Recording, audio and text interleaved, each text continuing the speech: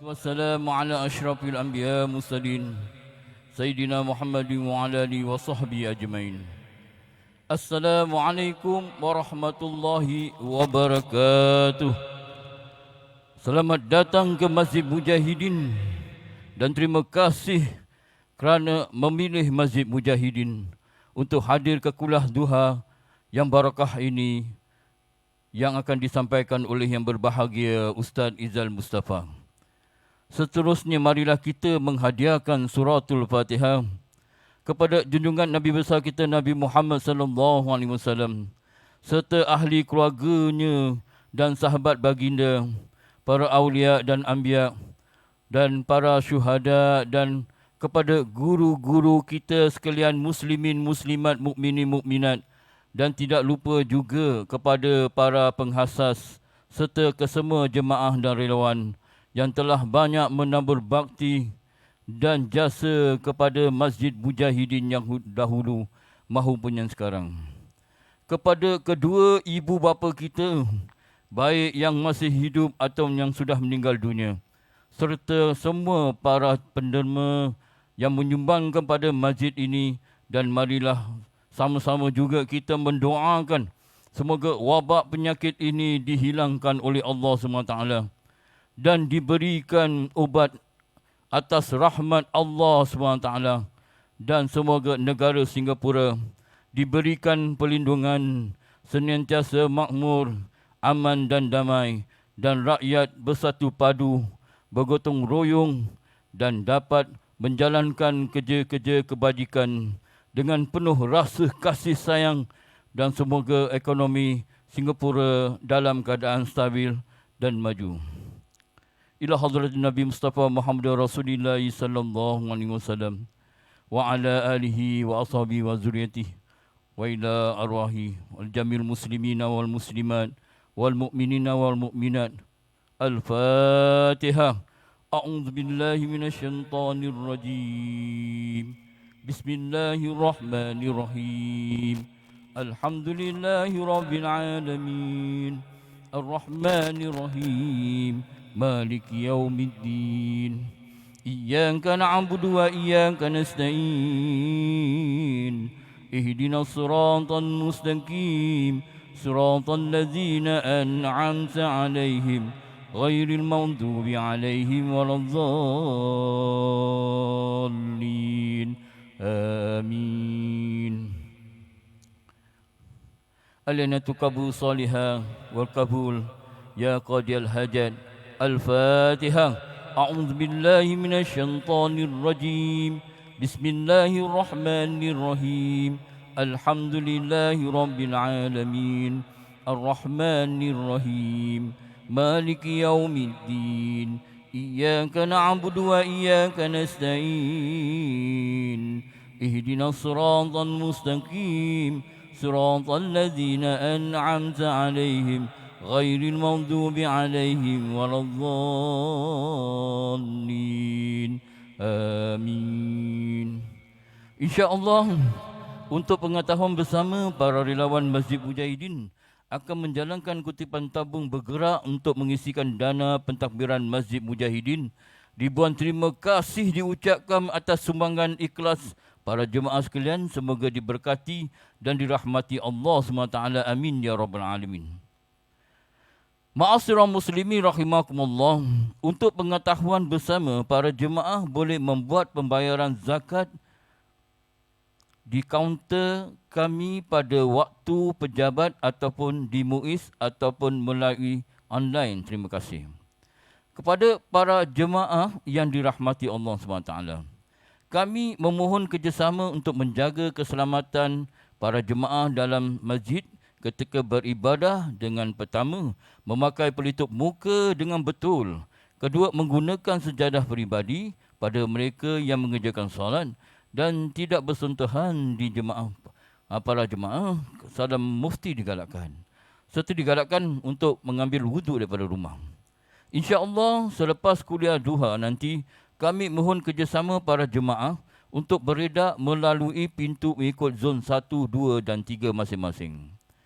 Dan jemaah yang saf akhir akan keluar dahulu dan diikuti pula dengan saf seterusnya.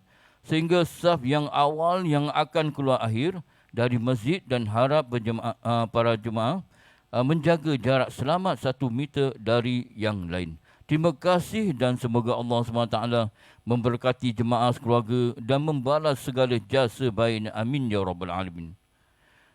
Para sukarelawan Masjid Mujahidin akan memastikan para jemaah keluar dewan solat nanti dengan aman, tenang dan selamat, mengikuti jarak selamat 1 meter dan kerjasama para jemaah agar menyediakan IC ataupun Trace Together token untuk diskankan selamat melalui masjid.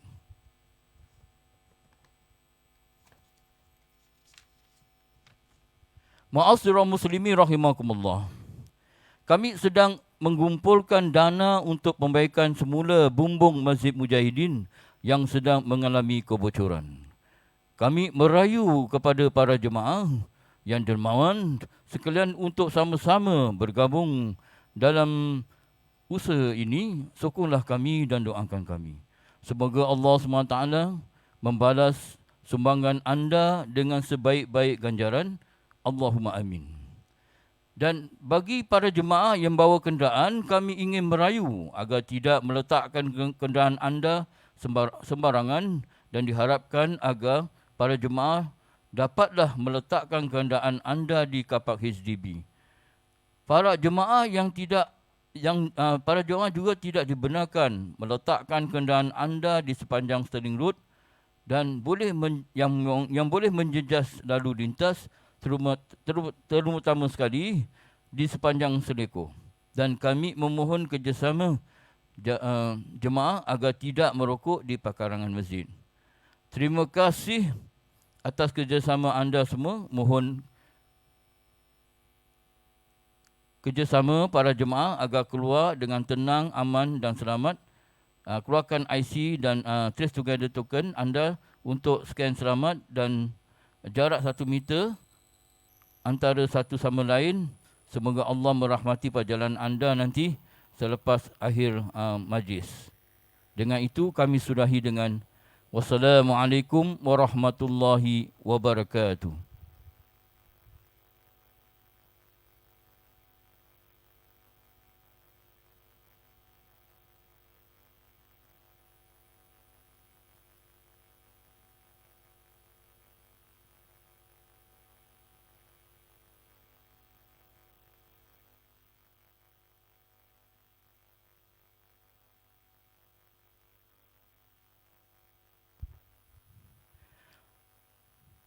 Subhanallah walhamdulillah wa la ilaha illallah wallahu akbar.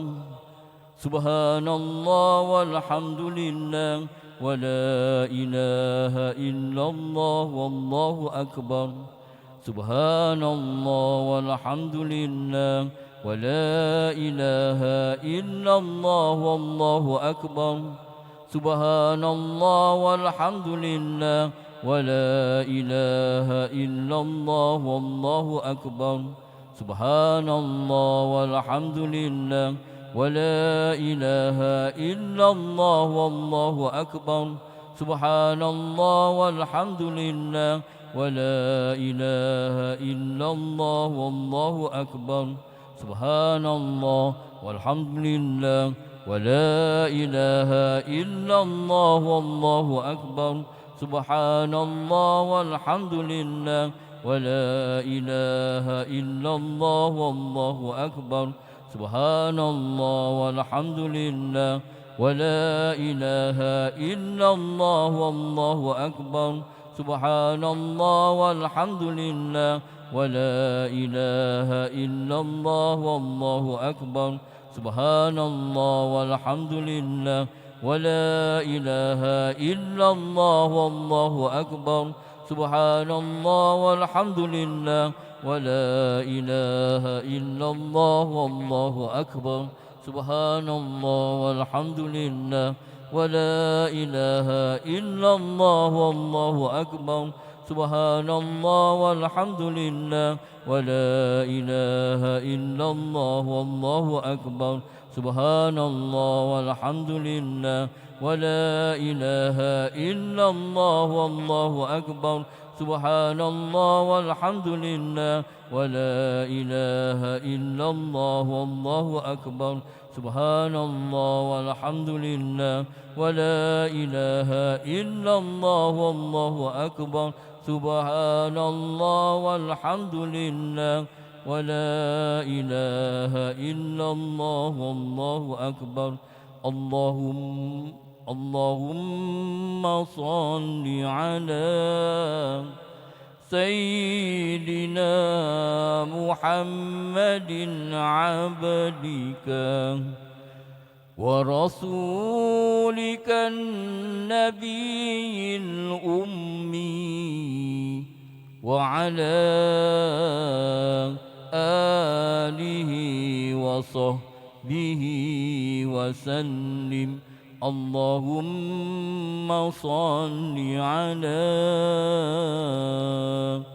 سيدنا محمد عبدك ورسولك النبي الأمي وعلى آله وصحبه وسلم اللهم صل على سيدنا محمد عبدك ورسولك النبي الأمي وعلى آله وصحبه وسلم اللهم صل على سيدنا محمد عبدك ورسولك النبي الأمي وعلى آله وصحبه وسلم اللهم صل على سيدنا محمد عبدك ورسولك النبي الأمي وعلى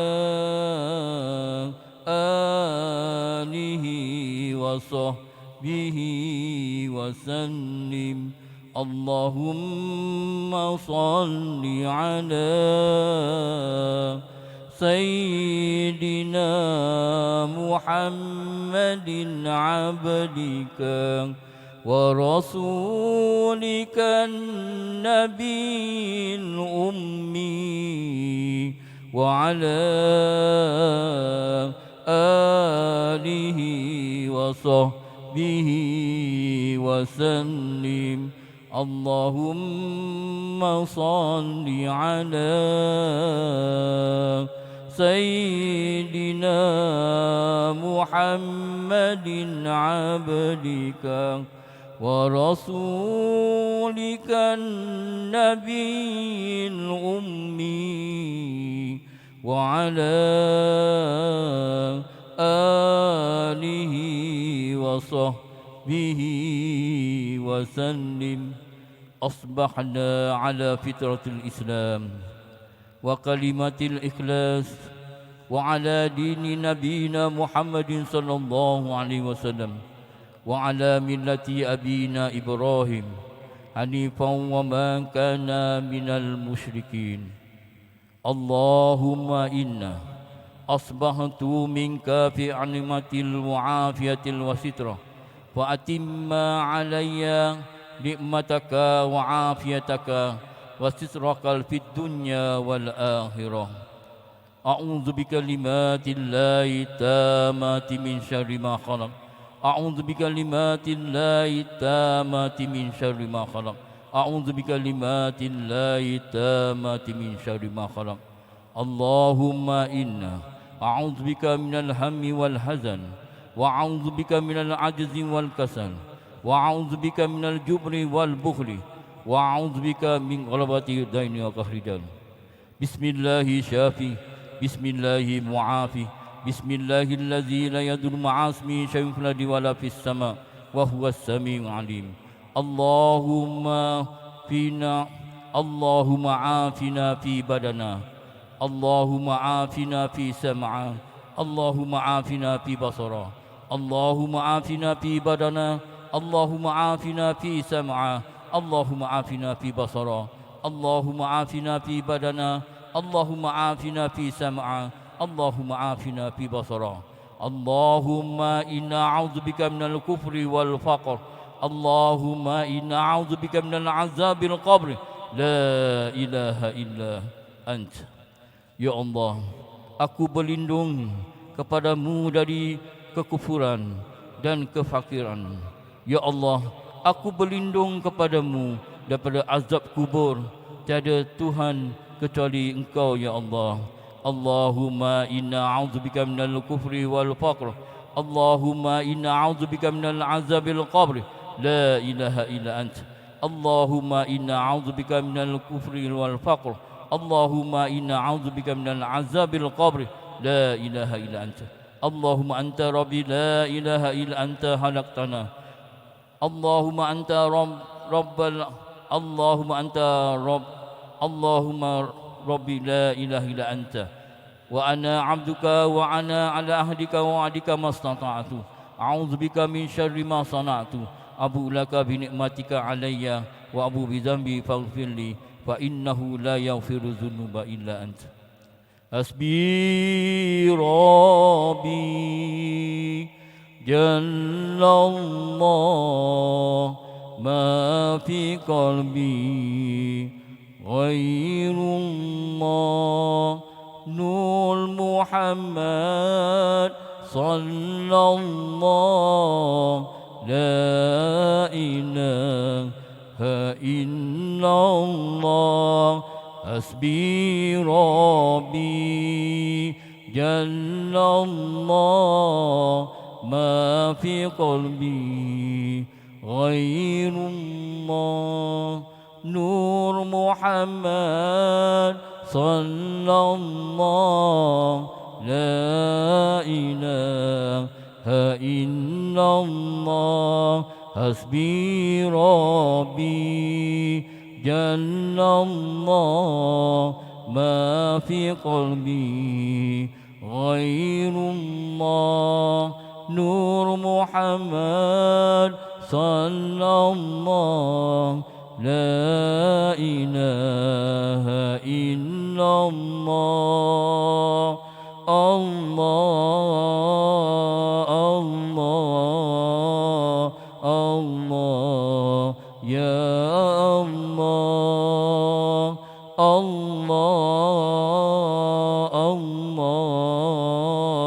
الله يا الله. الله الله الله يا الله.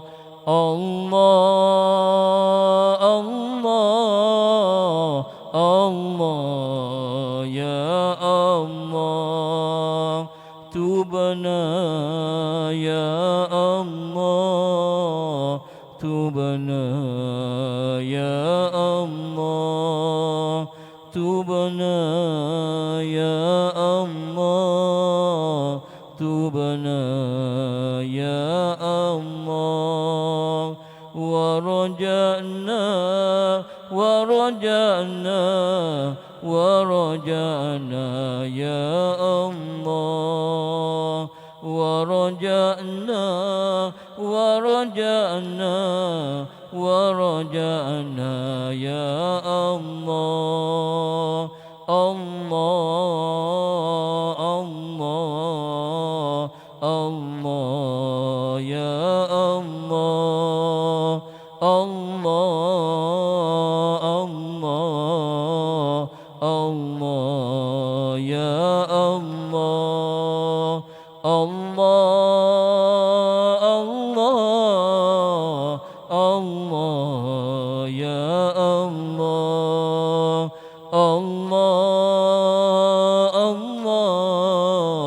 الله يا الله وندمنا وندمنا وندمنا يا الله وندمنا وندمنا وندمنا يا الله الله الله الله يا الله الله الله الله يا الله حسبي ربي جل الله ما في قلبي غير الله نور محمد صلى الله لا إله إلا الله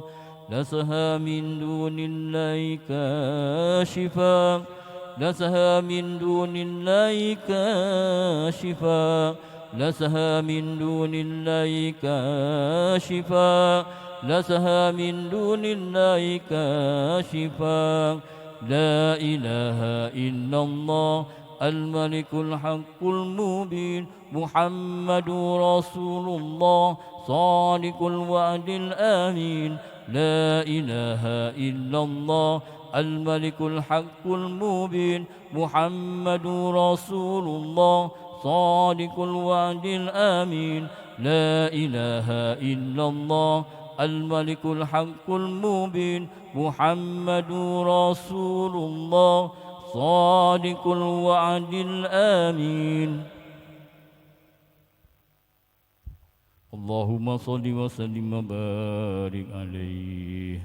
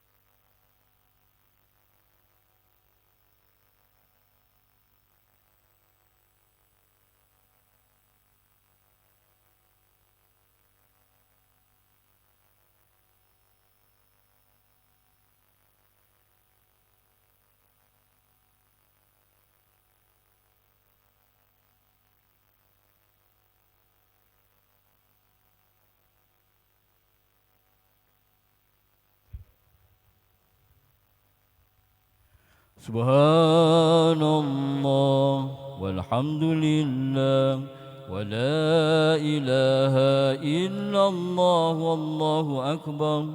Subhanallah walhamdulillah wa la ilaha illallah wallahu akbar.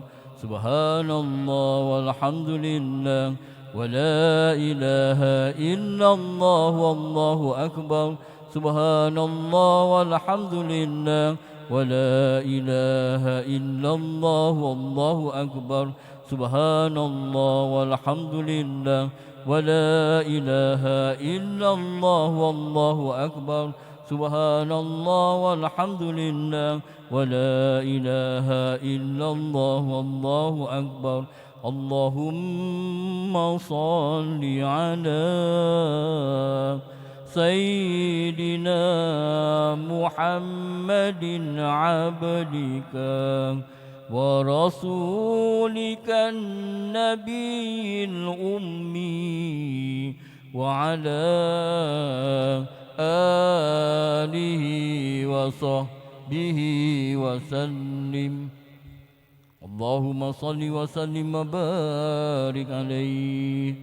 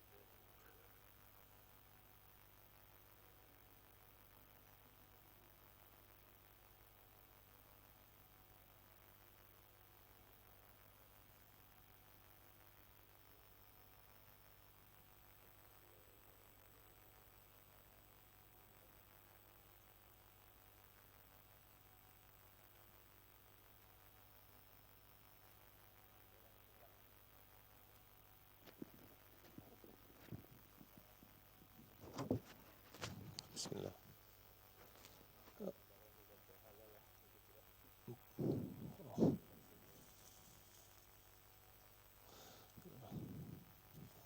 Bismillahirrahmanirrahim. Assalamualaikum warahmatullahi wabarakatuh. Innal hamdalillah nahmaduhu wa nusalli ala Rasulillah wa ala alihi wa ashabihi wa man iktada bihadihi واستنى بسنته إلى يوم الدين وبعد رب اشرح لي صدري ويسر لي أمري واحلل عقدة من لساني يفقهوا قولي اللهم لا سهل إلا ما جعلته سهلا وأنت تجعل الحزن إذا شئت سهلا سهلا. Alhamdulillah para jemaah muslimin dan muslimat rahimakumullah. Kita bersyukur kehadrat Allah Subhanahu wa taala di atas segala nikmat yang Allah Subhanahu wa taala kurniakan ke atas kita. Alhamdulillah dapat kita bertemu pada pagi yang berbahagia ini, pada bulan yang Allah Subhanahu wa taala rahmat ini, bulan Rajab. Semoga Allah Subhanahu wa taala panjangkan kepada kita umur kita. Allah kurniakan keberkatan umur sehingga dapat kita bertemu insya-Allah dengan bulan Ramadan yang mulia. Ya, para jemaah rahimakumullah, sebelum saya mulakan, seperti mana yang telah saya katakan pada minggu lepas, saya cuba nak, walaupun saya tak gunakan mana-mana kitab yang tertentu, jadi kelas saya ini akan bersandarkan kepada slides yang telah saya sediakan, tapi ada jemaah yang bertanya, mereka yang untuk buat rujukan kitab sirah mana kan, jadi ada dua kitab sirah yang saya sarankan, satunya yang ada dekat depan ni, dia kalau bahasa English nama dia The Sealed Nectar. Bahasa Arab dipanggil Ar-Rahiq Al-Makhtum. Asal kitabnya dalam bahasa Arab, tapi dah diterjemahkan dalam bahasa Inggeris, dalam bahasa Melayu dan sebagainya lah. Dekat Wisma Indah ada jual. Dekat Wisma Indah ada jual The Sealed Nectar. Nama penulisnya Al-Mubarakfuri. Mubarakfuri itu dia punya nama keluarga lah. Tak silap saya nama depannya adalah Saifur Rahman Al-Mubarakfuri. Itu yang pertama. Adapun yang kedua, yang ini agak bagus juga, kitab oleh Ustaz Muhadir Haji Jol, Kelahiran yang Agung, mungkin boleh tunjukkan kepada kaum ibu ni. Jadi siapa yang nak, kitab ni boleh beli dekat Wisma Indah. Sebenarnya para jemaah tak payah bayar saya lah. Jadi saya cuba bawa ada 3 salinan saja untuk para jemaah tengok-tengok lah. Jadi boleh pasing-pasing. Siapa yang nak kitab Ustaz Muhadir ni agak bagus juga. Dalamnya ada gambar. Kemudian dia untuk kitabnya agak ringkas lah. Kitab Ustaz Muhadir ni agak ringkas. Saya rasa sesuai lah untuk jemaah, untuk maklumat umum kita insya-Allah. Tapi kalau kitab oleh Al-Mubarakfuri ini lebih terperinci, lebih detail. Tapi Ustaz Muhadir dia alhamdulillah saya rasa beliau sertakan gambar-gambar, fakta-fakta yang agak menarik. Jadi oleh itu kitabnya agak bagus. Boleh dibeli di Wisma Indah dekat Muslim Media. Muslim Media, dan saya semalam saya tanya dengan pekerja dekat sana kerana ada meeting dekat kawasan sana, jadi saya pun singgah dekat kedai. Dia cakap memang ada banyak dekat store. Ada banyak dekat stok. Adapun ustaz kitab ini Sealed Nectar ni tak ramai, tak banyak jugalah dia punya stok. Adapun kitab Ustaz Muhadir Jul tu banyak dia punya stok, boleh beli dekat Wisma Indah. Harganya $33 sahajalah. Para jemaah boleh rujuk, boleh lihat, nak ambil gambar buku tu, kemudian boleh beli insya-Allah. Dia sekali-sekala saya akan merujuk dekat buku tu. Ustaz Muhadir Jul, kalau siapa yang ada, sekarang ni dah sampai kepada muka surat 60 lah. Adapun Al-Mubarakfuri pun saya akan merujuk juga kepadanya, tapi seperti mana saya katakan, para jemaah yang tak ada buku pun tak mengapa, kerana slides memang saya sediakan dan slides merupakan satu-satunya boleh kita katakan penumpuan kita lah sewaktu kuliah ini. Alhamdulillah para jemaah muslimin dan muslimat rahimakumullah. Pada minggu lepas kita dah mempelajari berkaitan dengan kelahiran junjungan tercinta Sayyidina Rasul sallallahu alaihi wasallam dan bagaimana Allah Subhanahu wa taala mengurniakan kepada umat Nabi sallallahu alaihi wasallam nikmat yang teragung ketika Allah Subhanahu wa taala memilih kita untuk tergolong daripada umat Nabi sallallahu alaihi wasallam. Sebagaimana saya katakan, Nabi Isa alaihissalam bergembira dengan kelahiran Nabi Muhammad sallallahu alaihi wasallam walaupun beliau ini belum lagi dilahirkan. Bahkan kalau kita lihat kepada ayat-ayat suci Al-Quran, Nabi Isa alaihissalam beliau berkata tentang kelahiran beliau, wassalamu alayya yauma wulidtu wa yauma amutu wa yauma ub'atsu hayya. Yang bermaksud dan kesejahteraan ke atas diri aku pada hari aku dilahirkan. Jadi pada hari dia dilahirkan ini ada pengkhususan, ada specialnya. Nabi Isa kata kesejahteraan dekat atas Nabi Isa pada hari beliau dilahirkan. Nabi Isa dilahirkan. Ada juga nabi-nabi yang lain, wassalamu alaihi yauma wulida dia mendoakan untuk anaknya dan kesejahteraan dekat atas anaknya. Tak silap saya nama dia adalah Nabi Yahya pada hari beliau dilahirkan. Jadi hari kelahiran para nabi ini merupakan satu hari yang apa? Special di sisi Allah Subhanahu wa taala. Hari yang penuh dengan kesejahteraan, hari yang penuh dengan rahmat. Itu di antara pendapat ahli sunnah wal jamaah. Oleh itu kita bergembira dengan kelahiran Nabi sallallahu alaihi wasallam. Kita menyambut kelahiran Nabi sallallahu alaihi wasallam bukan hanya sekadar sambutan sahaja, tapi seorang mukmin dengan penuh menjiwai bahawa ini satu nikmat yang Allah Subhanahu wa taala anugerahkan kepadanya. Tapi tentang menyambut maulid ataupun tidak menyambut maulid, ini satu perkara yang khilaf, satu perkara yang ada perbezaan pendapat ulama. Jadi kalau kita lihat ada orang tidak ingin menyambut maulid, itu tidak bolehlah kita ni nak katakan kamu ini salah ataupun aku sahaja yang betul. Sama juga pihak yang tidak menyambut maulid pun tak boleh juga bertekak ataupun bergaduh dengan yang ingin menyambut maulid, karena kedua-duanya ada sandaran. Yang paling penting apa para jemaah, semuanya adalah umat Sayyidina Rasul sallallahu alaihi wasallam, dan semuanya esok akan berdiri di hadapan Allah Subhanahu wa taala. Semuanya esok bertemu dengan Nabi sallallahu alaihi wasallam. Jadi di antara umat Nabi ini ada kesatuan dan tidak ada pergaduhan di antaranya. Itu tentang kelahiran Nabi sallallahu alaihi wasallam dan bagaimana kita ini seharusnya bergembira dengan kelahiran Nabi sallallahu alaihi wasallam. Bahkan seorang mukmin setiap hari dia bergembira dengan kelahiran Nabi sallallahu alaihi wasallam. Alhamdulillah, Allah Subhanahu wa taala pilih kita untuk menjadi daripada golongan umat Nabi sallallahu alaihi wasallam. Sekarang ini kita pergi para jemaah rahimakumullah, setelah Nabi SAW, kalau kita lihat dekat dalam kitab Ustaz Muhadir Jul tu muka surat 60, dia dinyatakan dekat situ setelah Nabi SAW dilahirkan, setentunya ibunya Sayyidatina Aminah menyusukan baginda, menyusukan anaknya. Dan ada juga kaum wanita yang lain, antaranya Suwaibah. Suwaibah ini adalah hamba sahaya kepada Abu Lahab. Suwaibah pun telah menyusukan Nabi SAW. Tapi dah menjadi tradisi orang Arab para jemaah, menjadi tradisi orang Arab, biasanya mereka akan mengirim anak mereka, cucu-cucu mereka, budak kecil bayi ini untuk disusukan dekat mana? Dekat kawasan kampung halaman. Kerana ada dua sebab. Yang pertama para jemaah, kerana suasana, cuaca, keadaan, situasi dekat kampung halaman itu lebih baik daripada mereka yang menetap di bandar. Ini walaupun situasi zaman dulu dengan sekarang jauh berbeza kan para jemaah. Mungkin Mekah dulu dengan Mekah sekarang ni jauh berbeza kan. Tapi walaupun sedemikian mereka ni peka, sensitif. Ni budak kecil ni biar dia punya pembesaran itu sihat, biar jasmaninya sihat, biar pemikirannya pun sihat. Sihat, selalu dapat melihat kepada kawasan terbuka, ladang-ladang dan sebagainya kan. Daripada hidup dekat sebagai contoh flat saja, 4 tembok saja ataupun paling teruk kalau 24 jam hanya tengok handphone saja, TV saja. Jadi tak membina dari pemikiran anak tersebut. Jadi orang Arab pemikirannya apa? Ini macam kalau zaman dulu, zaman Rom ataupun Greek dulu, dia akan hantar dia punya anak-anak pergi dekat Sparta. Dia cakap Sparta, biar budak ni dapat training askar daripada kecil dah kuat dia punya pembesaran. Macam itulah pemikirannya sikit lebih kurang. Jadi itu yang pertama. Kemudian yang kedua, sebab yang kedua kenapa mereka mengirim anak mereka ke untuk dibesarkan lebih-lebih lagi umur susuan ini dekat kampung halaman, supaya apa? Budak kecil ini dapat menangkap tata bahasa Arab yang begitu, boleh kita katakan yang begitu tepat ataupun teliti. Kalau kita teliti hadis-hadis yang diriwayatkan oleh ibu susu Nabi Halimah Sa'diyah, kita akan mendapati dia punya tata bahasa para jemaah. Ini orang kalau tak biasa bahasa Arab kena lihat kepada kamus nak memahami hadis yang diriwayatkan oleh Halimah Sa'diyah, kerana memang tata bahasa dia, gaya bahasa dia tinggi. Itu gaya bahasa orang Arab kampung zaman dahulu. Jadi atuknya Abdul Muttalib dia dah mula cari-carilah, ni biasanya dah sampai musim. Maka ketika itu kampung Bani Sa'ad Allah Subhanahu wa taala takdirkan mereka ini berhadapan dengan kemarau. Jadi maknanya lebih lagi terdesak. Orang-orang daripada kampung perlu untuk mencari anak susuan dekat kota Mekah, kerana kota Mekah ni kan bandar kan. Mak bapak dia pun mungkin peniaga. Jadi mereka kalau boleh mereka nak cari anak-anak daripada keluarga yang kaya.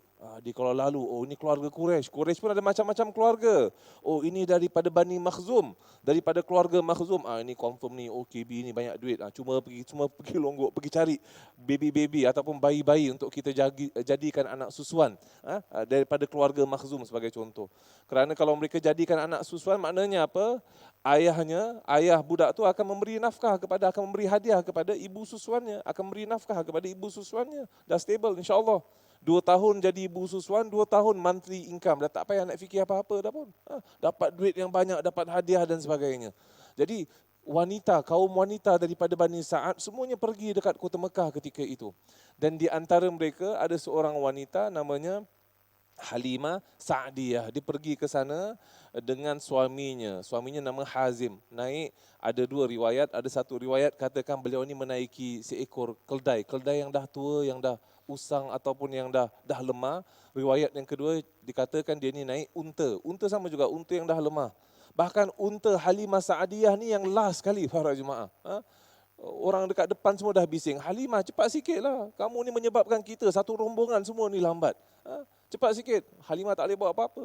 Dia pun, untanya pun dah lemah. Kemudian kerana hal keadaan, situasi ekonomi dekat Bani Sa'ad itu agak macam saya katakan tadi, kemarau kan. Kemarau, jadi sumber rezeki pun tak cukup. Halimah punya badan pun kurang sihat lah. Beliau ni ada anak kecil, ada bayi.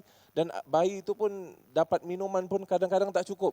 Kita tahu kan ibu dia perlu makan yang cukup barulah dapat menghasilkan susu. Jadi anak dia sendiri tak cukup susu. Jadi budak tu sepanjang perjalanan pergi dekat kota Mekah ni menangis. Ni Halimah paling daif hal keadaan dia.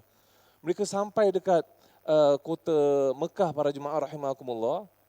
Mereka mencari mana agaknya bayi yang boleh kita jadikan anak susuan. Semuanya dah target keluarga-keluarga yang kaya. Ini bapak dia saudagar sebagai contoh. Semua kejar dekat keluarga tu nak cuba tengok ada tak bayi engkau nak jadikan anak susuan. Maka Halimah Sa'diyah dia lalu dekat kota Mekah tu, dia tahu dekat situ ada keluarga anak yatim. Nama budak tu Muhammad ibn Abdullah. Bapaknya baru saja meninggal dunia, maka kita jauhilah. Walaupun kita tahu datuk dia yakni Abdul Muttalib ini pembesar dekat Quraisy, tapi datuknya ni pun banyak tanggungjawab. Keluarganya saja ada 10. Kemudian datuknya ni pun dia banyak tanggungjawab dekat kota Mekah. Dia kan jaga makan, minum jemaah haji. Jadi maknanya duit ni pun dikeluarkan untuk masyarakat. Kita cuba elakkan keluarga si anak yatim. Apa kita nak buat? Bapak dia pun tak ada. Siapa nak berikan kepada kita hadiah? Kita cuba target bayi-bayi yang lain. Kemudian Halimah cuba berusaha untuk mencari. Sehari, 2 hari, tak jumpa juga para jemaah. Sampailah semua bayi dekat kota Mekah dah kena reserve, dah kena book. Dah jumpa dengan dia punya prospek ibu susuan dia. Maka Halimah dia jumpa dengan suami dia. Dia katakan, wahai suamiku, demi Allah, aku tak nak pulang balik dekat rumah, dekat kampung Bani Sa'ad. Sampailah aku dapat seorang anak. Apa kata kita jumpa sajalah dengan si keluarga anak yatim tadi itu, kita ambil saja beliau. Maka suami dia kata, silakan. Mana tahu entah budak tu merupakan budak yang diberkati. Maka Halimah Sa'diyah pergi, para jemaah rahimakumullah, pergi semula bertemu dengan Abdul Muttalib, pergi semula bertemu dengan Aminah. Halimah yang meriwayatkan hadis ini, beliau berkata ketika itu Nabi SAW sedang tidur. Beliau ini dibaluti oleh kain yang berwarna hijau dan aku boleh dengar nafas kan budak kalau tidur betul-betul lena dia bunyi nafas itu aku boleh dengar. Macam bukan berdengkur lah tapi sikit kurang macam itu. Nafas yang mendalam. Maka Halimah Sa'diyah ketika itu dia bersepakat dengan ibunya dan ibunya pun setuju supaya Halimah ni yang menjaga Nabi SAW selama 2 tahun. Asal kontraknya selama berapa lama para jemaah? 2 tahun. 2 tahun ni bukan maknanya 2 tahun straight tak jumpa dengan ibu, tak. Sekali-sekala Aminah akan turun dekat Bani Sa'ad, dia akan bertemu dengan anaknya juga. Kadang-kadang sekali setiap bulan, sekali setiap 6 bulan akan bertemu juga dengan anaknya.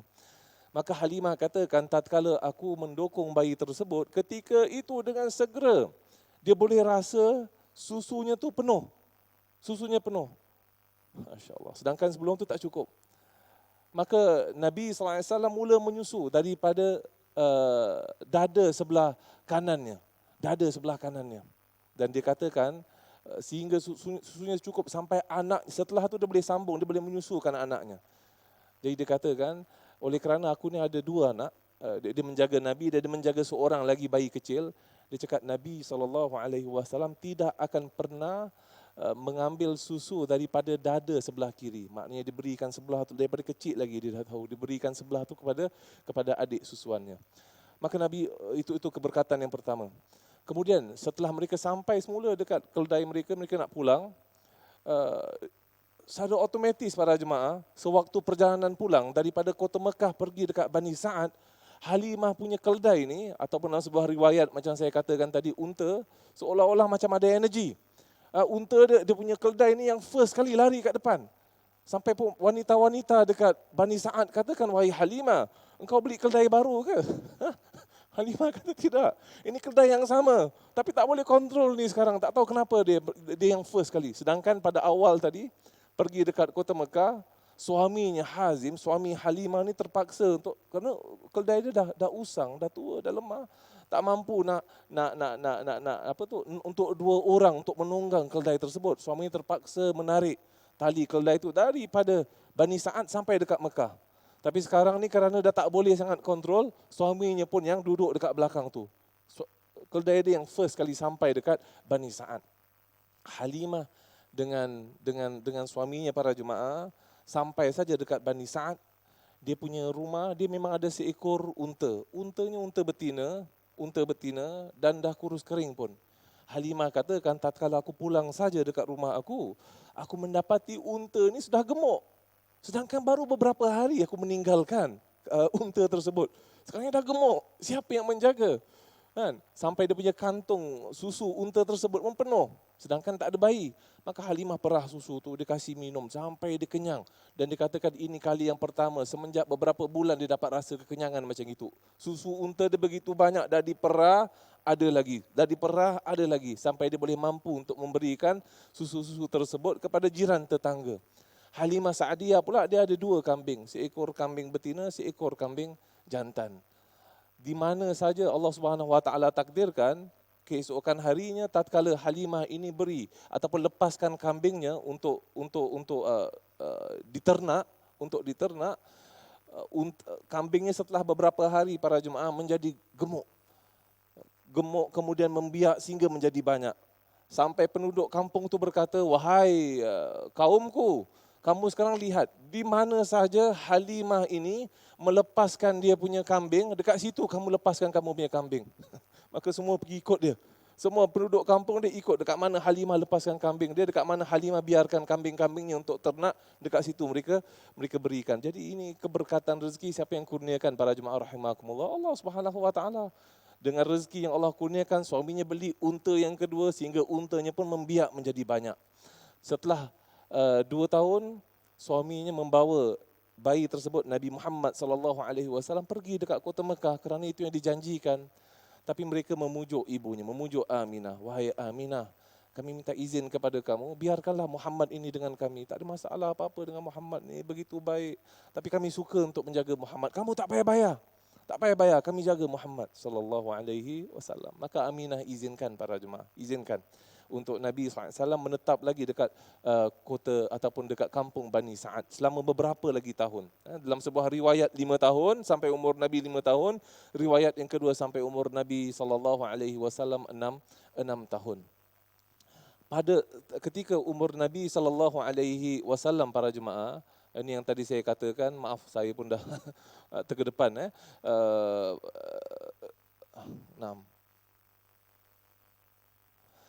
Kemudian para jemaah rahimakumullah, pada ketika umur Nabi SAW 5 tahun, berlakulah satu kejadian yang pelik yang mengakibatkan Halimah Sa'adiyah ini rasa takut. Lalu dia buat keputusan untuk kembalikan Nabi, untuk pulangkan Nabi dekat rumahnya, dekat Mekah. Apa yang berlaku para jemaah? Dalam hadis yang diriwayatkan Imam Muslim, Nabi SAW menceritakan tentang bagaimana sewaktu umur Nabi ini 5 tahun. Jadi satu ketika Nabi sedang main dengan adik-beradik susuannya. Halimah ni ada beberapa anak. Ada 2 anak ni sebaya dengan Nabi SAW. Walaupun sedemikian, Halimah kata, Nabi Muhammad ini dia membesar bukan seperti anak-anak yang biasa. Kalau budak-budak biasa 2 tahun tak macam gini, Nabi 2 tahun dah boleh jalan, dah boleh berbicara, dah boleh faham perbualan orang. Jadi dia cakap Muhammad ni besar luar biasa.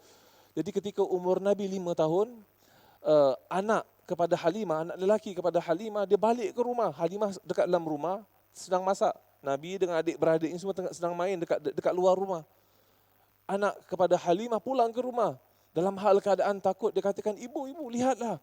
Ini adik saudara aku, adik susuan aku, orang Quraisy itu sedang dikeroyokin ataupun sedang dipukulin ataupun sedang ada dua orang sedang mengerumuni adik aku tersebut. Maka ibunya pelik, ibunya keluar daripada rumah dan ternyata dia nampak Nabi SAW ada dekat atas tanah. Ketika itu apa yang berlaku para jemaah, dalam kitab sirah dinyatakan datang dua malaikat, lalu apabila dua malaikat itu datang, semua adik-beradik ataupun anak Halimah semuanya larilah ketakutan.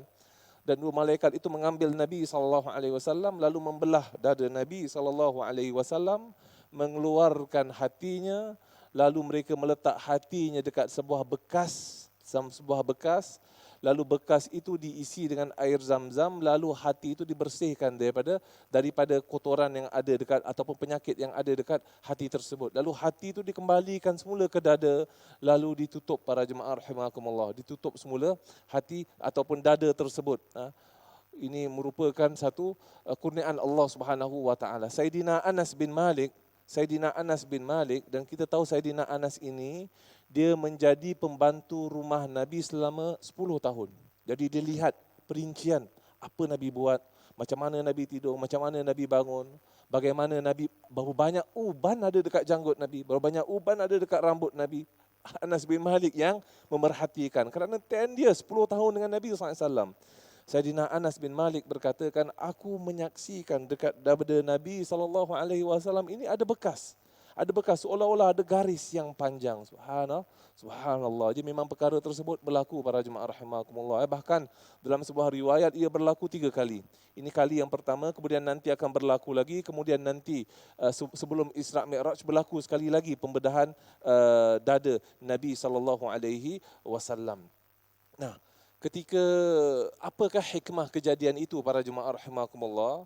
Kalau ulama sirah dia katakan ia sebagai satu pengiklanan kepada siapa yang mengetahui peristiwa ini bahawa Nabi SAW ini nanti esok beliau ini akan memiliki ataupun akan berhadapan dengan ataupun akan menanggung satu jawatan yang begitu penting sekali, satu amanah yang begitu berat sekali, iaitu tugas kenabian. Kemudian juga ia menyiapkan Nabi SAW berhadapan dengan ujian yang besar yang nanti Sayyidina Rasul akan berhadapan dengannya. Tapi Halimah Sa'diyah ketika beliau mendengar peristiwa ini dan beliau dapat saksikan juga kesan belahan yang ada dekat dada Nabi, beliau ni rasa takut dan gemetar. Maka beliau katakan dengan suami, apa kata kita pulangkan semula Muhammad ini kepada ibunya, kan? Takut-takut apa jadi dekat budak ni, dahlah jaga anak orang, kemudian takut berlaku musibah. Halimah pun tak pasti apa sebenarnya yang berlaku. Jadi mereka bertekad untuk memulangkan Nabi SAW ke ibunya Sayyidina Aminah, Masya Allah. Maka Aminah bertemu semula dengan anaknya. Bayangkan para jemaah, seorang ibu yang dah lama tak bertemu dengan anak, walaupun sekali-sekala bertemu tapi tak pernah menetap, tak pernah bersama dengan si anak, tidur bersama, dapat bertemu semula dengan Nabi SAW. Tapi Aminah, tatkala beliau menatap Nabi SAW, ketika itu beliau terkenang akan suaminya setentunya. Sebab itu para jemaah, ketika umur Nabi 6 tahun, Sayyidatina Aminah, beliau ini buat keputusan untuk menziarahi kubur ayah Nabi SAW, namanya Abdullah. Untuk menziarahi kubur Abdullah. Abdullah meninggal dunia dekat mana para jemaah? Dekat kota Madinah. Baru setelah 2 ataupun 3 bulan bernikah dengan Aminah, kan beliau berniaga. Pergi dekat kota Madinah, Allah takdirkan beliau sakit, lalu beliau meninggal dunia di sana. Maka Aminah pergi nak menziarahi, dia nak kenalkan anaknya ni, Muhammad ni anakku ni, mari kita ziarah kubur si ayah. Beliau menziarahi kubur ayah. Bayangkan Nabi SAW, seorang anak yang mana tak pernah sekalipun daripada lisan Nabi keluar perkataan ayah, kerana tak pernah merasakan kasih sayang si ayah. Sekarang ini bertemu dengan kubur ayah dekat depan para jemaah rahimakumullah. Maka setelah itu Sayyidatina Aminah, beliau ini apabila ingin pulang, dan Aminah ini pergi dekat kota Madinah. Aminah, Nabi Muhammad SAW dengan seorang pembantu Aminah namanya Ummu Aiman. Pembantu Aminah namanya Ummu Aiman, seorang pembantu daripada Sudan. Maka tatkala perjalanan pulang, Aminah singgah dekat sebuah kampung, nama kampungnya Abwa. Nama kampungnya Abwa. Dekat situ Allah Subhanahu Wa Taala takdirkan Sayyidatina Aminah sakit lalu beliau meninggal dunia. Bayangkan para jemaah rahimakumullah, macam mana agaknya perasaan yang dilalui oleh Nabi sallallahu alaihi wasallam. Baru berapa hari yang lalu menatap dan menyaksikan kubur si ayah. Sekarang ini berapa hari yang ke depan beliau sendiri yang menyaksikan pengebumian ibunya. Bayangkan kesedihan yang dilalui oleh Nabi SAW. Keyatiman yang pertama, keyatiman si ayah. Kemudian keyatiman yang belum lagi sempat para jemaah rahimakumullah untuk merasakan kasih sayang si ayah. Sekarang ini beliau ini melalui keyatiman yang kedua dengan kematian si ibu dekat kota Abwa 150 km daripada kota Mekah. Tentunya beliau sedih para jemaah rahimakumullah, dan Nabi SAW ketika Nabi dah menjadi seorang nabi lah, Nabi ini melalui Abwa, Nabi berkata dengan para sahabat, aku telah minta izin kepada Allah Subhanahu Wa Taala untuk menziarahi kubur ibuku dan Allah mengizinkan. Tetapi aku meminta izin kepada Allah untuk aku ini istighfar, minta ampun bagi pihak ibu aku, tapi Allah tidak izinkan. Ini kita kena faham. Saya dah jelaskan pada minggu lepas maksud hadis ini. Hadis ini tidak memberikan penjelasan apa-apa. Dia hanya menyatakan fakta. Faktanya Nabi minta izin untuk ziarah, Allah izinkan. Dan Nabi minta izin untuk beristighfar, Allah tidak izinkan. Kenapa? Wallahu a'lam. Seorang ulama yang mensyarahkan, menjelaskan hadis kitab An-Nasa'i, beliau katakan kemungkinan pelbagai sebab. Kemungkinan di antara sebabnya yang paling kuat adalah mereka yang hidup ini sebelum Nabi diutuskan, sebelum Nabi menjadi seorang utusan Allah, mereka yang hidup dekat zaman tersebut, zaman di antara tak ada Nabi. Nabi Isa AS dengan Nabi Muhammad, ini 500 tahun ini tak ada utusan Allah. Siapa yang hidup di antara itu dua, hal keadaan mereka kita serahkan kepada Allah. Kerana yang confirm Allah berfirman, "Wa ma kunna mu'adzibina hatta nab'atha rasula." Kami tidak akan mengazab sesuatu kaum sehinggalah kami utuskan utusan kami, sehingga adanya seorang nabi. Kerana kalau tak adil kan, tak fair. Tak ada utusan, ya Allah, kenapa kita pula kena azab? Jadi urusan mereka diserahkan kepada Allah, kemungkinan Allah akan memaafkan, melainkan sesiapa yang chief, sesiapa yang start perkara yang buruk, siapa yang first kali buat adat ataupun kebiasaan yang tidak bagus, kita dah tahu tu kan. Siapa yang first kali start, sebagai contoh, sembahan berhala sebagai contoh, ini mungkin azabnya luar biasa. Tidak termasuk dalam mereka yang dimaafkan oleh Allah. Jadi Allah apabila tidak mengizinkan, bukan bererti ibu Nabi ini dalam neraka, tidak. Allah tidak mengizinkan kerana ia tidak, Allah Subhanahu Wa Taala kemungkinan ulama katakan tidak ingin menjadikan ia satu perkara yang kalau bahasa Inggeris orang katakan precedent, permulaan. Kalau Nabi dah Allah izinkan untuk istighfar untuk ibu Nabi, maka mungkin orang lain pun kata, ya Rasul, istighfarlah untuk ayahku, istighfarlah untuk atuk aku, istighfarlah untuk semua orang nak minta. Sedangkan urusan mereka diserahkan kepada siapa? Kepada Allah. Allah yang tetapkan. Siapa yang baik, insya-Allah kesudahan baik. Siapa yang buruk, belakang cerita, insya-Allah itu semua diserahkan kepada Allah. Jadi Nabi SAW satu ketika, macam saya katakan, Nabi istighfar, Nabi menziarahi kubur ibu Nabi SAW, dan ketika itu Nabi SAW menangis. Dalam kitab hadis dinyatakan wa abka man haulah, dan siapa yang ada di sekeliling Nabi SAW pun turut sama menangis. Semuanya turut sama menangis, sedih. Ini sifat apa para jemaah? Sifat kesetiaan. Ini kalau kita baca sirah Nabi daripada awal sampai ke akhir, satu ciri yang begitu ketara para jemaah yang perlu untuk kita faham adalah apa? Ciri sifat kesetiaan. Masya Allah. Halimah Sa'diyah, beliau ini setia dan beliau ini amanah. Sampai keluarga pun rela untuk menjaga anaknya, dilepaskan kepada orang yang dia tak kenal, bukan daripada keluarga sendiri untuk dijaga. Kesetiaan dan amanah. Kemudian beliau pulangkan semula anaknya ketika beliau takut ini ada apa-apa musibah yang bakal berlaku. Itu dia, kesetiaan dan amanah. Aminah, beliau ini mengajarkan kepada anaknya Nabi Muhammad SAW maksud kesetiaan. Ini ayah walaupun dah tak ada, mari kita ziarah kubur dia. Mengajarkan maksud kesetiaan. Mari kita ziarah kota Madinah, itu kota Madinah tu keluarga kamu. atuk Nokyang kamu namanya Hashim bernikah dengan wanita daripada kota Madinah. Jadi ada kena-mengena dengan kamu. Pergi jaga apa maksud para jemaah? Jaga maksud kesetiaan.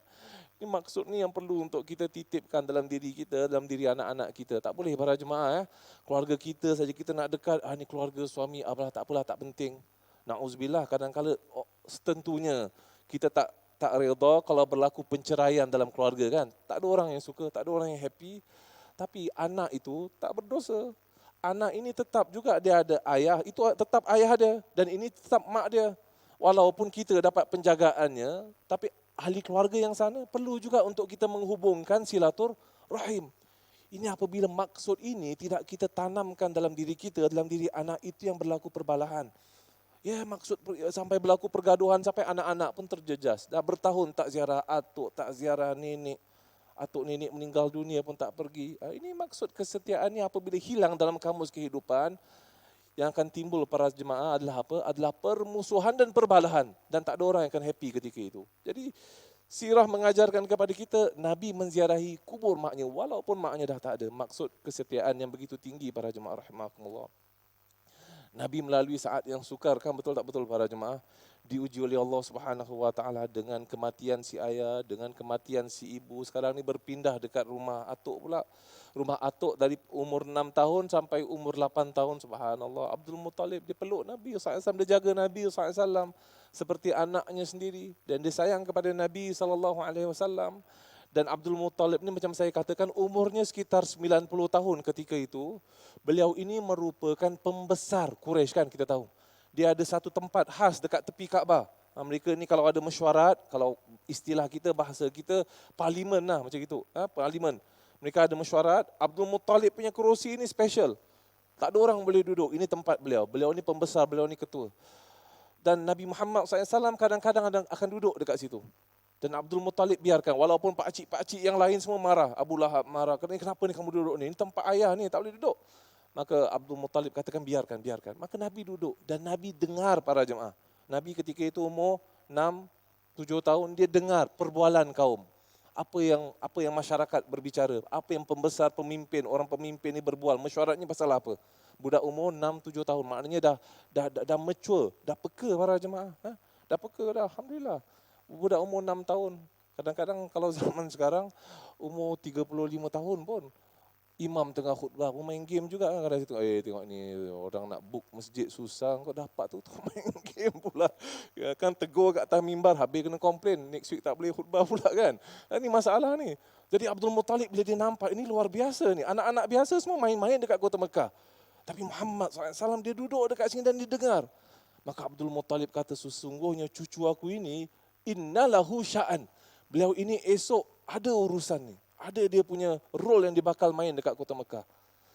Tapi Allah Subhanahu Wa Taala takdirkan, macam mana sayang sekalipun si atuk, Allah Subhanahu Wa Taala takdirkan tatkala umur Nabi SAW 8 tahun para jemaah rahimakumullah, atuk Nabi Abdul Muttalib meninggal dunia. Sebelum beliau meninggal dunia, tatkala beliau sedang uzur, beliau katakan kepada Abu Talib, wahai Abu Talib, Abu Talib adalah adik-beradik kepada ayah Nabi. Ayah Nabi namanya Abdullah kan, Abdullah bin Abdul Muttalib. Abu Talib adalah adik-beradik kepada ayah Nabi.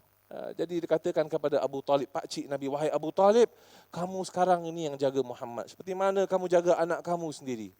Perbezaannya para jemaah, kita lihat sekarang ini, Abdul Muttalib, dia jaga Nabi, Nabi saja yang dapat attention. Kerana yang anak-anaknya yang lain semua dah besar. Dia ada 10 anak lelaki semua dah besar, dia ada 5 anak perempuan semua dah besar, dah kahwin dah. Bezanya Abu Talib ini, dia ada 10 anak. Dan anaknya kebanyakannya kecil-kecil. Saidina Ali bin Abi Talib, itu anak-anaknya semua. Masih kecil lagi anaknya. Jadi perbezaan rumah ni. Dan kita bayangkan Nabi berpindah daripada rumah Halimah Sa'diyah, kemudian berpindah kepada ibunya Aminah, kemudian berpindah kepada atuknya Abdul Muttalib, kemudian sekarang ni berpindah kepada Abu Talib. 4 pemindahan para jemaah dalam masa yang begitu singkat. Subhanallah. Dalam masa yang begitu singkat, 4-5 tahun, banyak berpindah randah. Allah Subhanahu Wa Taala menguji Sayyidina Rasul, betul tak betul para jemaah? Luar biasa kan ujian ini. Mungkin sebahagian orang dia dah breakdown dah. Mungkin sebahagian orang dia katakan ini dia mengakibatkan, mungkin sebahagian budak lah dia menjadi depres kerana tak dapat kasih sayang ayah, kasih sayang ibu, baru nak bermanja dengan atuk dah meninggal, kemudian berpindah dekat rumah pak cik pula banyak anak-anak. Mungkin sebahagian orang sedemikian rupa. Subhanallah. Saya nak bawa para jemaah rahimakumullah kepada sebuah kekata yang begitu indah para jemaah daripada Ibn Atta'illah As-Sakandari, seorang ulama. Dia katakan rubbama mana'aka liyu'tik wa rubbama yu'tika liyamna'ak. Subhanallah. Kemungkinan Allah Subhanahu wa taala itu menghalang kamu dari melakukan sesuatu. Allah menghalang kamu, Allah tak berikan sesuatu kerana dia nak memberi. Ini mungkin orang tak. Kemungkinan Allah menghalang sesuatu kerana dia nak memberi. Allah Subhanahu wa taala menghalang Nabi, Nabi tak dapat kasih sayang ayah, tak dapat kasih sayang ibu, tak dapat kasih sayang keluarga, tak dapat sokong. Kerana dia nak memberi. Dia ingin memberi kepada Nabi SAW satu tanggungjawab yang besar. Dia ingin memberi kepada Nabi SAW amanah yang begitu agung. Amanah yang memerlukan kepada kecekalan hati para jemaah rahimakumullah. Amanah yang memerlukan kepada seseorang yang memahami maksud sabar. Amanah yang mampu untuk menjadi, dia tak boleh orang biasa ni, orang yang pemimpin, ada nilai-nilai pemimpin untuk memikul amanah ni. Jadi Allah Subhanahu wa taala kadang-kadang menghalang kerana dia nak memberi. Tapi orang yang tak faham, dia lihat apabila Allah menghalang ini, Allah, kenapa Allah ni berlaku zalim Ustaz? Saya ni nak apply kerja tak dapat, saya apply universiti sana tak dapat, saya masuk meminang sini tak dapat. Allah menghalang kerana dia nak memberi. Dia nak memberi yang lebih baik, dia nak memberi balas yang lebih baik. Masya Allah, kita tidak tahu. Wa rubbama yu'tika liyamna'ak. Dan kadang-kala Allah Subhanahu wa taala beri kerana dia nak menghalang kamu dari melakukan sesuatu. Subhanallah. Itu semuanya takdir siapa yang tetapkan para jemaah? Allah Subhanahu wa taala. Sebab itu firman Allah, wa asa an takrahu syai'an wa huwa khairan lakum. Kemungkinan kamu ini tak suka satu perkara sedangkan benda itu baik untuk kamu. Dan kemungkinan kamu ini suka satu perkara, wa huwa syarrun lakum, sedangkan benda itu tak bagus untuk kamu. Jadi seorang mukmin dia redha 100% para jemaah di atas ketetapan Allah Subhanahu wa taala. Kita sekarang ni tentunya kita sedih kan, tak dapat ke masjid, masjid dah tak buka macam semalam. Mungkin Ramadan akan datang ni kita boleh menjagakan, banyak lagi keterbatasan, banyak lagi halangan yang akan kita berhadapan dengannya. Allah menghalang, bukan sia-sia Allah menghalang. Kenapa para jemaah? Kerana dia nak memberi. Apa pemberiannya? Wallahu alam. Paling penting kita yakin Nabi bersabda, setiap musibah yang menimpa seorang mukmin pasti ada balasannya. Nabi kata hatta syaukatin yushakuha, sehingga kan satu duri, kita kalau keluar masjid terkena duri sedikit para jemaah dekat kaki ni, satu saja Nabi cakap, itu saja ada balasan di sisi Allah Subhanahu wa taala. Jadi kita kena belajar ni para jemaah. Allah menghalang kerana Allah nak beri.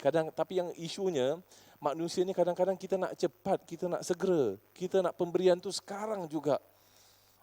Kita bayangkan perancangan Allah. Kalau kita lihat kehidupan Nabi SAW, daripada awal halangan, tapi pemberiannya nanti, Masya Allah, luar biasa kurniaan Allah Subhanahu wa taala. Jadi di antara hikmahnya juga para jemaah, kenapa Allah Subhanahu wa taala menghalang Nabi SAW daripada menerima kasih sayang ayah, tidak merasa dengan sepuasnya kasih sayang ibu, kemudian kasih sayang atuk dan sebagainya. Kenapa para jemaah? Ya, macam saya katakan tadi, membentuk pemikiran dan jiwa seorang mukmin. Bahkan kita bayangkan Nabi SAW ni daripada umur yang kecil, Nabi sudah menyaksikan, Nabi sudah melihat kematian, macam mana kubur ayah, kemudian kubur si ibu. Bayangkan para jemaah, seorang yang mengetahui maksud dan hakikat kehidupan. Hakikat kehidupan. Sebab tu Nabi ini berurusan dengan dunia. Nabi kata, mali wa malid dunia. Nabi katakan, apalah aku ni dengan dunia. Nabi kata, perumpamaan aku dengan dunia adalah seperti seseorang yang duduk di bawah pohon. Kita kalau duduk dekat pokok para jemaah, dekat bawah pokok, ada shadow kan, ada shallow. Kita berteduh daripada panasnya matahari. Nabi katakan, ya itu saja ketika itu. Kemudian setelah itu orang itu akan pergi, dia akan meninggalkan pohon tersebut. Kita tak akan bawa pokok tu bawa balik rumah. Itu Nabi kata perumpamaan aku dengan dunia.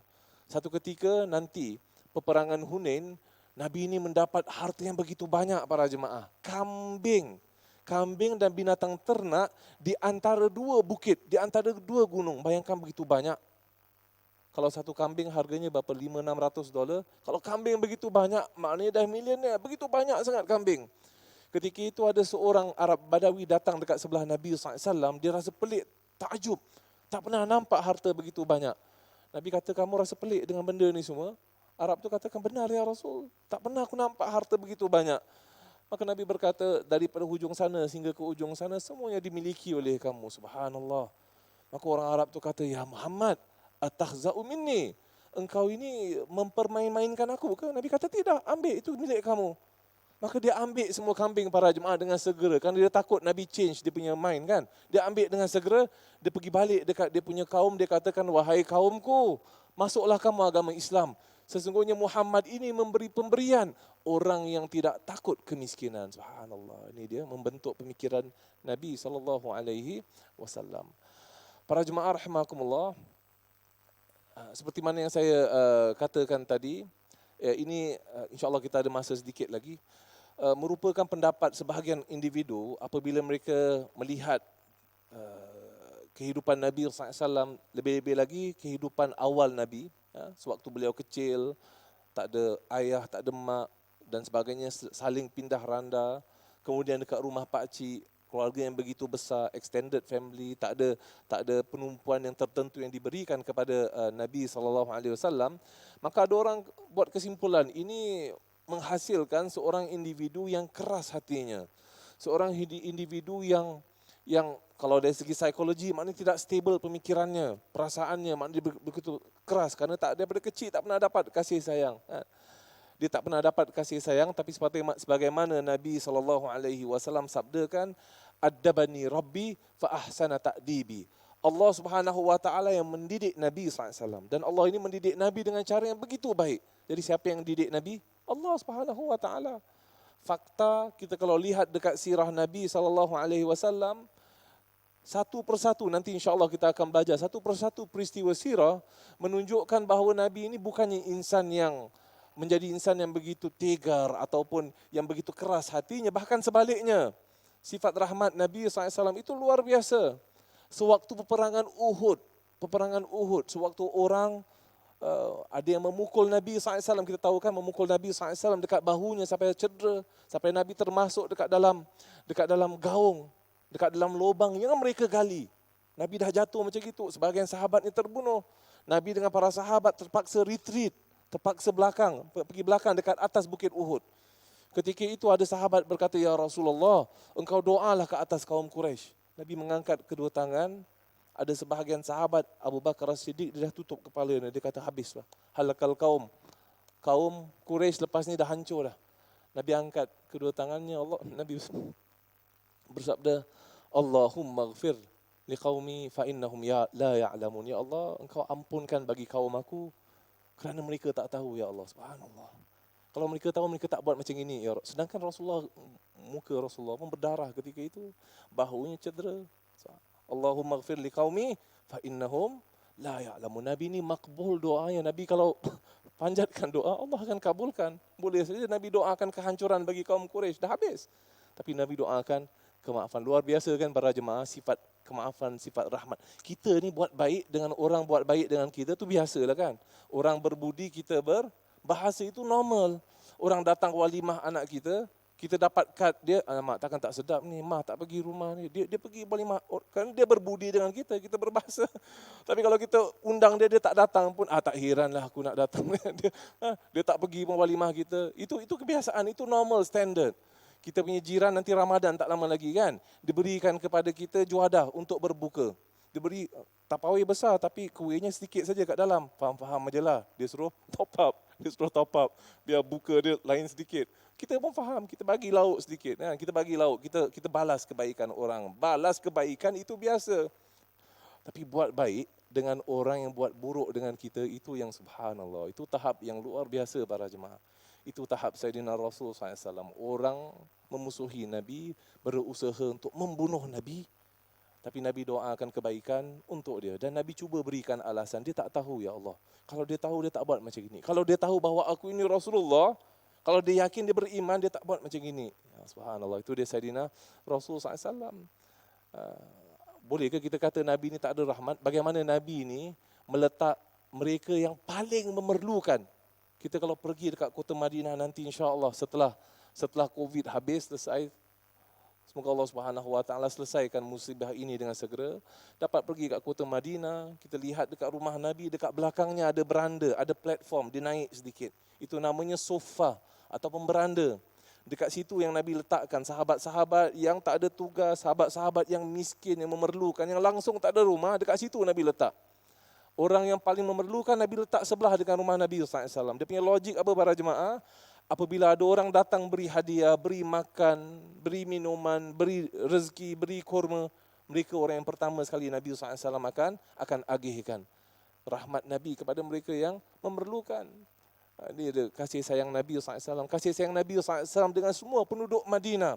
Sama ada yang miskin, yang fakir, hatta kanak-kanak sekalipun para jemaah. Hatta kanak-kanak sekalipun. Ada dalam sebuah hadis dinyatakan seorang sahabat tatkala dia menyaksikan Nabi dengan ahli keluarga dia berkata, ma raaitu ahadan, aku tidak pernah menyaksikan seseorang yang begitu baik melayani keluarganya sebagaimana Nabi melayani ahli keluarga Nabi sallallahu alaihi wasallam. Subhanallah. Sifat rahmat Nabi SAW. Orang yang paling memerlukan ahli keluarga Nabi, itu yang paling Nabi sayangi dan paling Nabi berikan kasih sayang. Dan bukan para jemaah, Nabi dekat luar rumah lain, tapi dekat belakang pintu dengan ahli keluarga itu lain. Tidak. Nabi SAW memahami maksud menjadi yatim. Maksud menjadi seorang anak kecil yang memerlukan kepada bantuan. Sebab itu Nabi memberikan balasan yang begitu tinggi bagi siapa yang menjaga anak yatim. Ana wa kafilul yatimi kahataini fil jannah. Aku dengan orang yang menjaga anak yatim seperti ini dua di syurga Allah. Maknanya dekat sangat para jemaah. Dekat sangat. Dia berjiranan dengan Nabi SAW. Tapi kita kena fahamlah, nak jaga anak yatim ni satu ujian juga kan. Satu ujian juga. Sebab itu ujiannya besar, kan itu bukan anak kita. Kita jaga anak orang. Kemudian dia anak yatim. Kemudian nanti bila dia dah besar, Ustaz perlu tak perlu Ustaz saya nak jelaskan kepada beliau, saya ni bukan bapa dia, ini semua. Fakta-fakta ni. Maknanya ujiannya besar. Sebab itu para jemaah ganjarannya pun luar biasa. Dapat syurga bersama dengan syurga Nabi SAW. Jadi tidak boleh ada orang yang katakan Nabi ini disebabkan oleh ujian yang Allah Subhanahu Wa Taala timpa ke atas Nabi daripada kecil tak rasa kasih sayang ayah, ibu, atuk dan sebagainya, maka Nabi ini keras hatinya. Nabi ini individu yang tidak ada rahmat. Kerana fakta membuktikan sebaliknya. Fakta membuktikan bahawa Allah Subhanahu Wa Taala yang mendidikkan Nabi sallallahu alaihi wasallam. Wa ma arsalnaka illa rahmatan lil alamin. Dan tidak kami mengutus engkau ya Muhammad melainkan sebagai rahmat para jemaah rahimakumullah, rahmat buat sekalian alam. Kemudian hikmah yang terakhir para jemaah, di antara hikmah mengapa Allah Subhanahu Wa Taala menguji Nabi sallallahu alaihi wasallam sedemikian rupa, ia adalah untuk mengajarkan kepada Nabi sallallahu alaihi wasallam maksud berdikari. Tidak ada orang sekarang yang boleh cakap Nabi ini dia dapat jawatan yang sedemikian rupa kerana atuknya. Nabi ini mendapat penghormatan dekat kota Mekah kerana atuknya, kerana ayahnya seorang yang kaya, kerana ibunya, kerana pakciknya. Tidak. Nabi ini bergerak sendiri. Hari yang pertama Nabi SAW diutus oleh Allah Subhanahu Wa Taala, Nabi satu orang. Kemudian Sayyidatina Khadijah, kemudian Sayyidina Ali, kemudian merebak dan seterusnya. Jadi tidak ada orang yang boleh berkata bahawa Nabi SAW ini menjadikan insan lain sebagai sokongan ataupun insan lain sebenarnya yang mengakibatkan Nabi SAW ini mendapat satu jawatan yang tinggi dekat kota Mekah. Dan itulah ujian Allah Subhanahu Wa Taala terhadap semua para anbiya. Semua para nabi itu diuji oleh Allah Subhanahu Wa Taala dengan luar biasa, dengan luar biasa. Nabi Nuh alaihissalam bagaimana dihina, dicela, kemudian datang bantuan dengan kemuliaan. Nabi Ibrahim dilontar ke api. Dilontar ke api. Kemudian Allah Subhanahu Wa Taala firmankan, ya naru kuni bardan wa salaman. Wahai api, jadilah engkau sejuk dan selamat untuk Ibrahim. Maka api ini menjadi sejuk dan selamat. Ulama katakan Allah Subhanahu Wa Taala katakan sejuk dan selamat Kerana kalau sejuk saja belum tentu selamat, tapi apabila sejuk ia dan ditambah lagi dengan keselamatan, maka api itu menjadi selamat bagi Nabi Ibrahim alaihissalam. Setelah ujian baru datang kemuliaan. Nabi Yaqub berpisah dengan anaknya Nabi Yusuf alaihissalam sehingga menjadi buta para jemaah. Menangis, menjadi buta. Setelah ujian berlalu baru datang kemuliaan. Nabi Musa dihalau keluar Mesir. Setelah beberapa tahun berlalu datang kemuliaan. Nabi Isa dituduh beliau dengan ibunya. Ibunya, orang menuduh ibunya ini mendatangkan dengan anak yang tidak sah taraf sebagai contoh. Maka setelah berapa tahun datang kemuliaan dan bantuan daripada Allah Subhanahu wa taala. Nabi Muhammad sallallahu alaihi wasallam awal dekat kota Mekah orang menuduh Nabi sallallahu alaihi wasallam, orang mencaci Nabi SAW, menghina Nabi, bahkan dihalau keluar daripada kota Mekah. Setelah berapa tahun berlalu datang kemuliaan, dan itulah takdir Allah Subhanahu wa taala. Semua kita para jemaah melalui ujian. Ada yang Allah uji dengan nikmat, kan? Dan ada Allah uji dengan musibah. Itu kita kena yakin dan kita kena takdir. Jangan kita ingat, Ustaz, hidup saya senang tak ada ujian. Itu sebenarnya ujian. Wa nabluukum bil khairi wasyarri fitnah. Dan kami uji kamu dalam kebaikan dan dalam keburukan ada ujian. Seseorang yang ada anak banyak, itu ujian. Bagaimana anak-anak itu kamu didik. Dan seseorang yang Allah tidak kurniakan zuriat, itu juga ujian untuk beliau.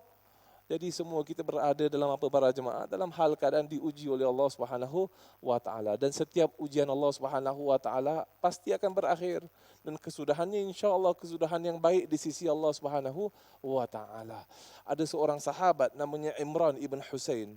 Imran ibn Husain para jemaah, beliau ni diuji oleh Allah Subhanahu wa taala sampai badannya menjadi lumpuh. Sampai dia kalau nak qada hajat dalam kitab Al-Isabah dinyatakan beliau ni kalau nak qada hajat, nak buang air terpaksa dekat tepi katilnya juga. Keluarganya kena datang kemudian kena buang. Maknanya dah lemah, dhaif.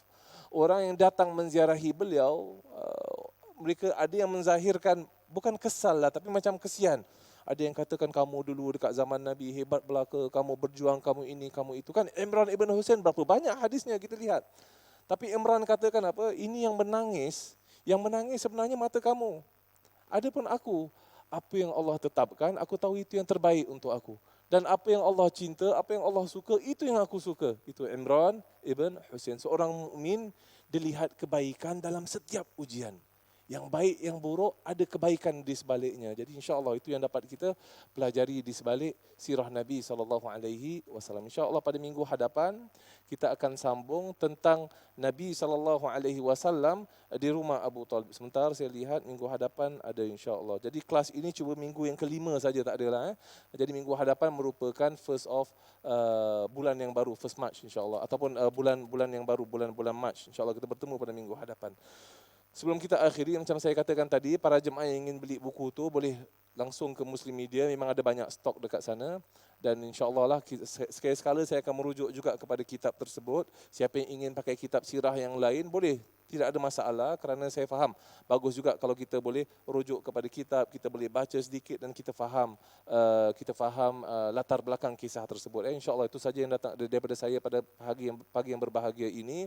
Sebelum kita akhiri, marilah sama-sama kita membaca selawat Ibrahimiyah. Semoga Allah Subhanahu wa taala mengurniakan kepada kita keberkatan ilmu, dan semoga Allah Subhanahu wa taala mengurniakan kepada kita rasa cinta dan kasih sayang kepada junjungan Sayyidina Rasul sallallahu alaihi wasallam.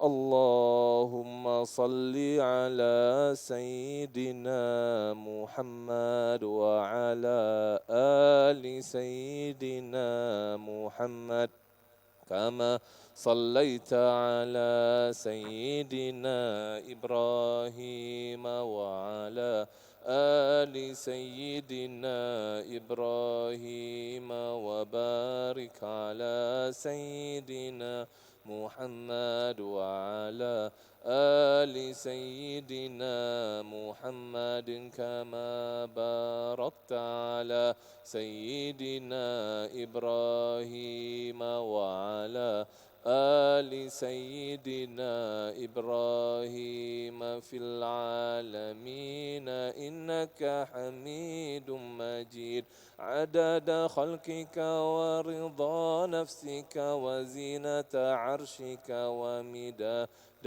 كلماتك كلما ذكرك الذاكرون وغفل عن ذكرك الغافلون. بسم الله الرحمن الرحيم والصلاة والسلام على أشرف الأنبياء والمرسلين سيدنا محمد وعلى آله وأصحابه أجمعين. اللهم اهدنا واهد بنا واجعلنا سببا لمن اهتدى. اللهم اهد الناس جميعا. اللهم ارزقنا حبك وحب من يحبك وحب كل عمل صالح يقربنا إلى محبتك. ربنا آتنا في الدنيا حسنة وفي الآخرة حسنة وقنا عذاب النار. وصلى الله وسلم على خير خلق الله سيدنا محمد وعلى آله وأصحابه وبارك وسلم والحمد لله رب العالمين. تقبل الله منكم.